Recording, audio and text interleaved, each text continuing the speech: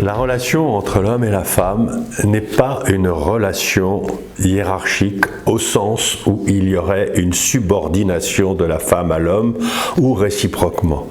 Ce sont des relations d'ordre, des relations d'égalité dans l'honneur, dans la manière d'être, mais pas dans les talents.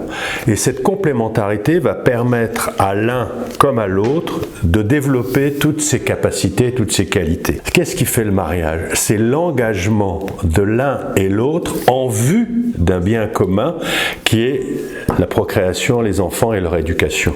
C'est une relation ordonnée en vue d'un bien. Et donc on peut analyser un certain nombre de complémentarités qui sont très importantes et qu'il faut arriver à comprendre pour pouvoir prendre sa place complètement dans la relation avec elle ou dans la relation avec lui. Le rôle pour un homme, il va manifester en quelque sorte son amour par les actes. Il va agir. Eh bien, pour une femme, on va dire tout simplement que tout ce qui n'est pas dit n'existe pas.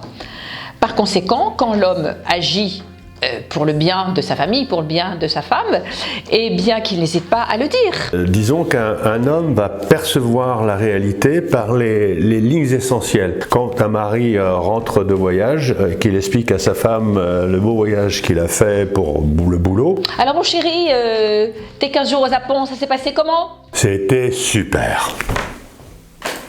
Et qu'est-ce que tu me racontes? C'est super, chérie. Alors vous voyez, en fait, pour une femme, eh bien, elle perçoit la réalité par les détails. Et ce sont tous les détails qui lui permettent de partager éventuellement les joies, les succès de l'homme avec lequel elle est en train de discuter. Les détails ont beaucoup d'importance pour une femme. Et alors que l'homme, il aime bien les lignes essentielles. En fait, ce qui agace un homme, c'est quand elle se perd dans les détails. Et ce qui est frustrant pour une femme, c'est quand il est tellement dans les lignes essentielles qu'elle n'a droit à aucun détail. Le jugement d'un homme, c'est aussi très binaire, c'est blanc-noir. La logique, les jugements d'une femme sont empreints de tous ses états affectifs et c'est ce qui fait qu'ils sont riches. Les deux aspects, encore une fois, sont très complémentaires. La manière d'entreprendre pour un homme, il est plutôt monotâche, c'est-à-dire qu'un homme, moi j'aime bien prendre l'exemple quand Marie-Yvonne vient dans mon bureau, que je suis sur mon ordinateur, pour me demander je sais pas quoi, elle me dérange. En fait, j'ai enfin compris qu'un homme, ça a des tiroirs. Quand le tiroir boulot est tiré, eh bien, il ne peut pas tirer un deuxième tiroir famille, vous voyez. Il faut d'abord qu'il referme le tiroir boulot pour ensuite ouvrir le tiroir famille. Tandis que chez une femme, eh bien, elle a 10 dossiers en permanence ouverts dans la tête et elle peut passer de l'un à l'autre avec une intuition et une agilité impossible pour un homme. Il y avait des amis ils avaient invité des gens chez eux et donc pendant qu'elle s'occupe de coucher les enfants... Ah non, de faire les devoirs, les faire dîner, les faire coucher, faire la prière, enfin tout ce qu'une femme doit faire avant qu'elle soit tranquille. Elle dit à son mari, est-ce que tu veux bien ranger le salon? Et dans le salon, comme ils sont musiciens l'un et l'autre, il y a plein de partitions. Et donc, il range les partitions. Par ordre alphabétique. Il les classe par auteur, il les classe par genre, il les classe... Ce qui fait qu'au bout d'un certain temps, elle revient dans le salon, il n'y a rien qui a beaucoup bougé. Ah mais si, les partitions sont en train d'être rangées. Voilà, elles sont en train d'être rangées. Bref, elle arrive et avec le sens de l'harmonie, elle arrange tout ça. C'est normal, il n'a pas fait exprès d'être désagréable, vous voyez. Il a tendance à se fatiguer. Parce que comme il est très perfectionniste, il y a cette histoire de caverne ou de scaphandre qui est très incompréhensible pour les femmes et qui vaut bien le coup d'être expliquée. Un homme, de temps en temps, il va naturellement couper avec l'extérieur pour se recharger en quelque sorte, recharger les batteries.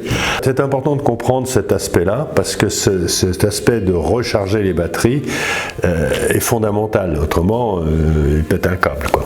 On peut dire que le pendant du scaphandre chez la femme, c'est peut-être la vague.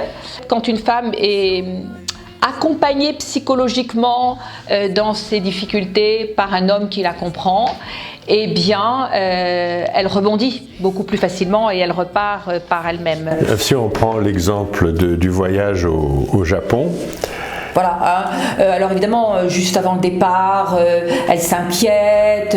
Mon chéri, je vais être toute seule pour etc. Bref. Oui, mais chérie, mais tu sais que tu vas faire face à tout ça, tu vas te débrouiller, t'es costaud. Ça, elle supporte pas parce qu'elle n'a pas envie d'être superwoman à ce moment-là. Voyez.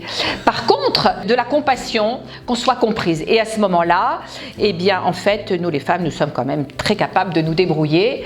Voilà. Mais on a quand même envie qu'ils comprennent que ça va être compliqué.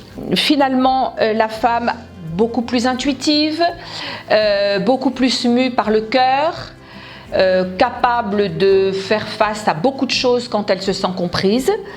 Et l'homme, la pointe du compas.